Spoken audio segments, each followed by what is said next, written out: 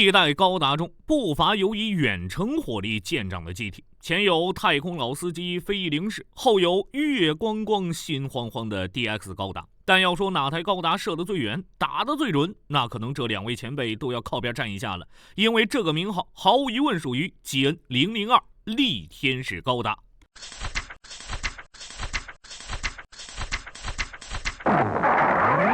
力天使其名源自9大天使阶级之一，是神级的执行者，英雄与奋战不懈者的挚友，被称呼为光辉闪耀者。他们是神级的执行者，给予苦难的一人勇气。基督升天，夏娃产长子该隐时，一传各有2名力天使护持。值得一提的是，力天使有时候是能天使的别名，而真正的力天使则经常被翻译为德天使。这层名字来源上的奇妙三角关系，倒是也能延伸到动画里这3台机体以及他们驾驶员之间的联系。只不过电池君似乎又被排除在外了。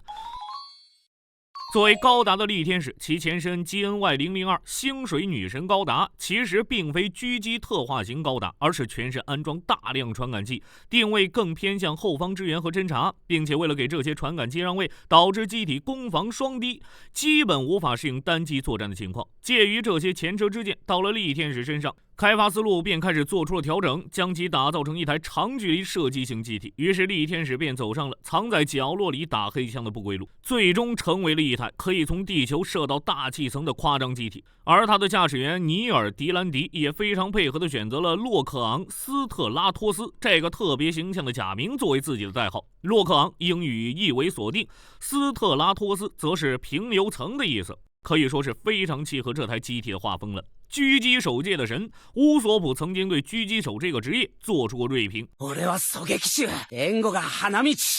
知れず敵を撃ち抜き、仲間を守る。作为一台以远距离狙击为主要攻击手段的机体，力天使经常与能天使搭档出战。由于这俩人的技能加点都过于极端，某种意义上也算是天造地设的一对了。能天使只需要诸突猛进，砍爆正面的敌人，吸引敌方的注意力，而力天使就可以趁机狙杀那些将视线锁定在能天使身上的敌人。为了强化狙击精度，力天使的头部构造也与其他高达有所不同，在其额头部分并非常规的传感器，而是一具精密射击用的高精度摄像机。平常这台摄像机会被遮挡在 V 字形天线的后方，当进入高精度狙击模式时，天线会下沉遮住双眼，露出后方的摄像机，因此头部的对于力天使来说格外重要。为了避免总帅那样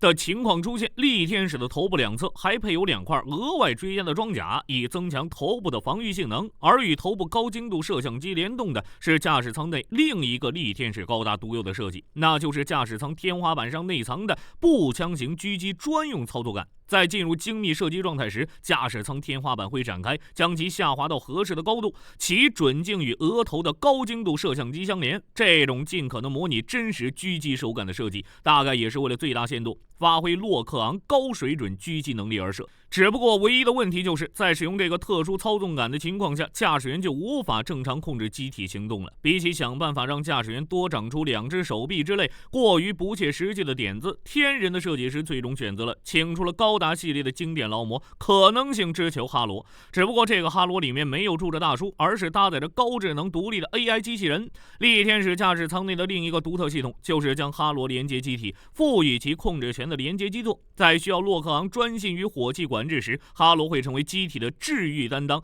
控制机体进行简单的回避与防御。而这位身兼大任的橙色哈罗似乎在托勒密的哈罗族群里属于德高望重的那种，经常被其他个体满口割个长割个短。除此之外，其他部位也都为力天使的狙击做出了不同程度的特化，例如机体脚底设置了固定用的爪钳，以增强机体的抓地力，而后裙甲则被一组 GN 推进器所取代。在力天使需要以倚靠或者坐姿进行狙击时，这组推进器还能兼顾起到支撑的作用。至于第3世代机体共同的光学迷彩以及隐藏大招3红系统，力天使身上也都一个不差。而这一切特化所服务的就是力天使的主武器，也是他作为黑枪王的资本——GN狙击步枪。这把狙击步枪可以发射高度压缩的基恩粒子束，和大部分狙击枪一样，主打一个高威力与长射程，相对应的连射性能会有所折扣。只不过虽然这把枪拥有前期一击灭掉1台量产的威力，不过作为光束狙击枪通病的一个问题就是，狙击枪发射的光束有那么一点点显眼。不过没关系，毕竟大部分游戏里的潜入和无双都是同义词，把看到的人都干掉就可以了。在各个游戏里，这把步枪不光可以进行单发射击，还具备了长时间照射的能力。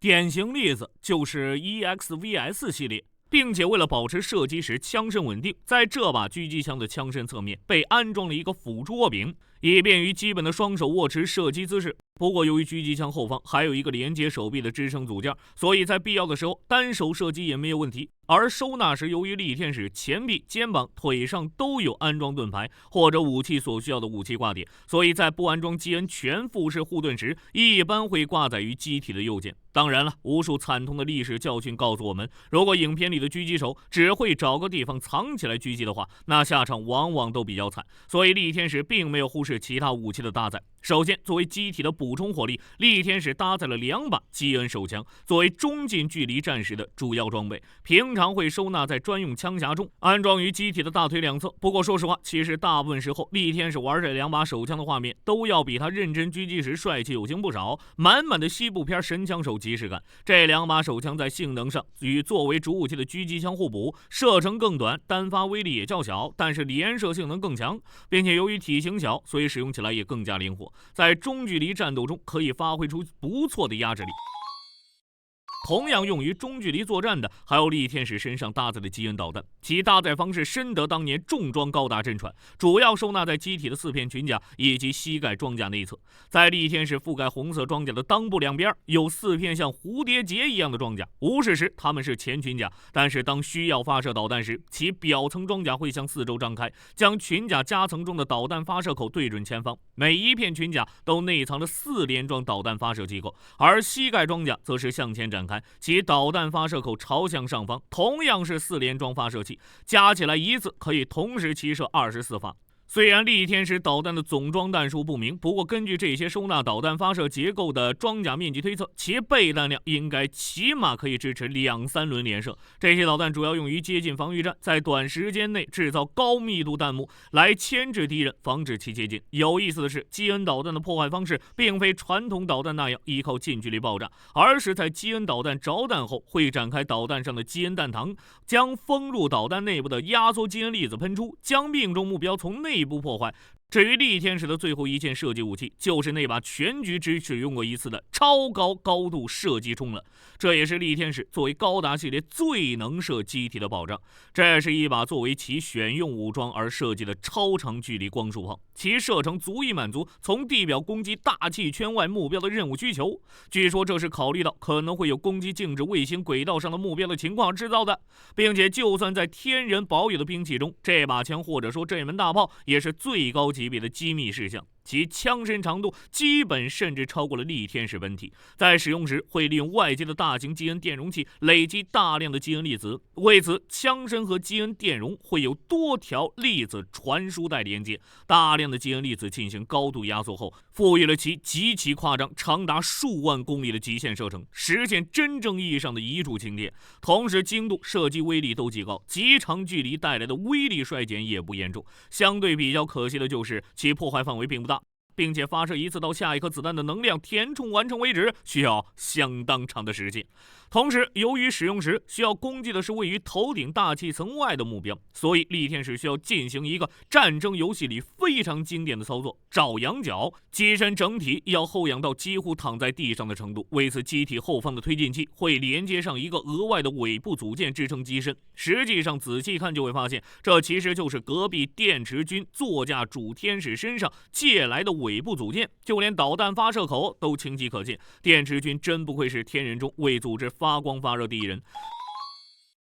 在 EXVS 系列里，这门炮也作为力天使的觉醒技登场了。在用光束军刀放出上摇斩，将敌人击飞以后，对着其毫无防备的胯下就是一枪，释放时间很短，可以说是非常狠毒了。狙击手的任务提炼一下，其实就2件事：干掉目标和憋死。以上武器基本都还是以干掉目标为己，那剩下的一些装备就是为了活命而生了。毕竟力天使这样武器尺寸比较大的远距离机体，近战普遍比较疲软，所以憋死也不是心中默念，保持呼吸不要断气就能轻松实现的。首先，在力天使的后裙甲推进单元两侧安置了2把基恩光束剑，大部分情况下力天使都是用不上它们的，因此这2把剑就成了力天使在最后关头用来自保的最终手段。其次就是安装于2间从正面覆盖了力天使整个身躯的基恩全副式盾牌，其设计与 UC 时期的海盗高达全副式披风有些类似，将正面防御力直接拉满。此时由于右肩的挂载位点被占用，所以力天使一般使用此装备时，狙击枪会改挂在盾牌的内侧。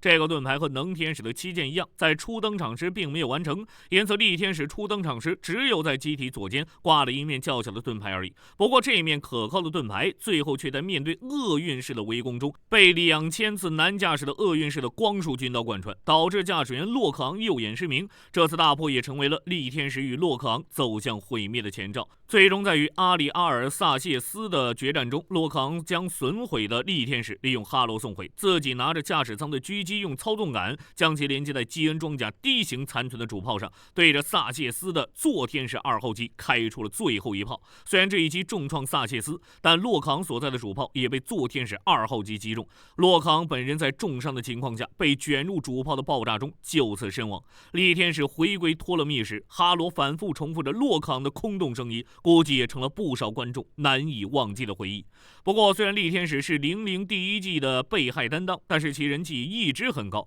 还是让财团币在他身上加大力度，因此力天使最后也衍生出了不少型号。同样是高达4人组，德天使、主天使与力天使、能天使之间的差别对待实在是让人感叹。不过这些就让我们放到之后再说吧。欢迎在评论区中留言讨论。那么本期内容就到这里，我们下期内容再见。